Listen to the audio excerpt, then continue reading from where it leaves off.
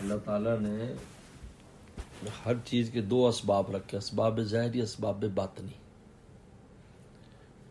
تو اسباب ظاہری جیسے آپ رزق کمائیں، دکان کھولیں، جائیں، ہاتھ پاؤں ہلائیں، یہ اسباب ظاہری۔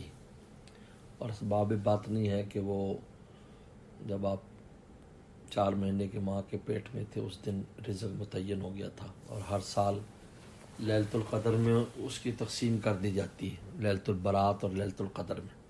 لیلۃ البرات میں تجویز ہوتی ہے اور لیلۃ القدر میں تنفیذ ہوتی ہے، یعنی وہ نافذ کر دیا جاتا ہے، بھی پہنچا دو۔ اور اس کی جو بجٹ بنتا ہے وہ لیلۃ البرات میں بنتا ہے، یہ دونوں راتوں میں، ٹھیک ہے۔ یہ اسباب باطنی ہے۔ ہم اسباب ظاہری کے مکلف ہیں کہ ہم نے اسباب ظاہری اختیار کرنا ہے۔ اسباب ظاہری کے ضمن میں اسباب باطنی ظہور پذیر ہوتے ہیں۔ اگر اسباب ظاہری کے ضمن میں اسباب باطنی ظہور پذیر ہوتے ہیں۔ اگر آپ اسباب ظاہری اختیار نہیں کریں گے تو ڈائریکٹ اسباب باطنی ظہور پذیر نہیں ہوگا۔ اس کے لیے آپ کو اسباب ظاہری اختیار کرنے پڑیں گے، اس کے ضمن میں آئے گا۔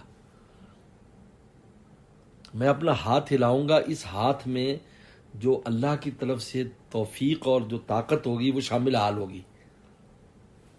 اس لیے کہ اگر اس طرح براہ راست نظام ہو جائے تو اس دنیا کے بنانے کا جو مقصد امتحان وہ ختم ہو جاتا ہے، کیونکہ نظر آ جائے گا بھی یہ جو مسلمان ہیں ان کے لیے تو ڈائریکٹ سب کچھ ہو رہا ہے تو سب مسلمان ہو جائیں گے۔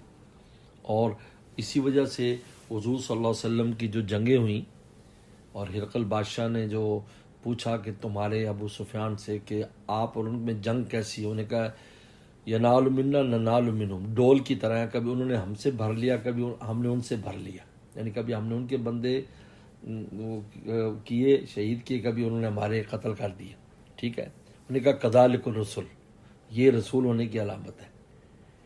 اس لیے کہ اگر ہمیشہ جیتتا رہے تو پھر اس کے بعد وہ سبھی مسلمان ہو جائیں گے، یار یہ تو جیتنے والا مذہب ہے۔ تو اللہ تعالیٰ نہیں چاہتے کہ کسی مذہب کو جیتنے والے مذہب کے طور پر قبول کرو، بلکہ حق مذہب کے طور پر قبول کرو، چاہے وہ جیت رہا ہے چاہے ہار رہا ہے۔ حق یہ ہے، وہ اللہ کو ماننے والے ہار رہے ہیں یا جیت رہے ہیں، لیکن اللہ حق ہے، بس اس پر جانے دے رہے ہیں، وہ ہار کی بھی جیتے اور جیت کی بھی جیتے۔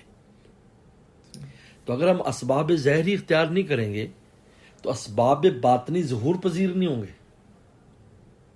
اس لیے ہمیں حکم دے دیا کہ کونوا مع صادقین، سچوں کے ساتھ رہو۔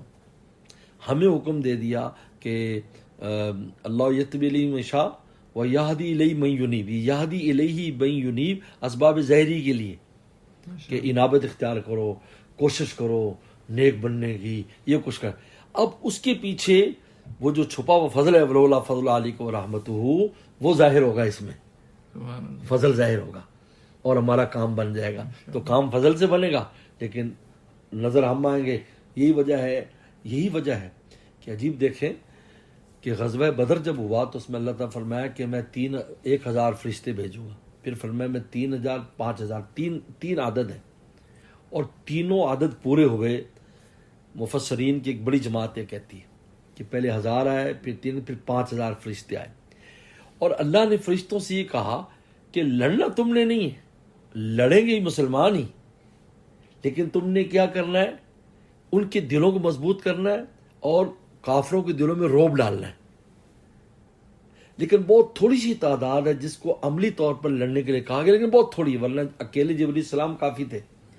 اب آلہ جاریہ کے طور پر ہمیں استعمال کیا، اور ادھر فرشتوں کی مدد ہے، خود اللہ تعالیٰ کی مدد ہے، لیکن ہمیں آلہ جاریہ تاکہ اجر و ثواب انسانوں کے کھاتے میں پڑ جائے، ان صحابہ کے، لہٰذا وہ افضل بن گیا، سب سے افضل ہو گئے صحابہ، وہ صحابہ سب سے افضل ہے۔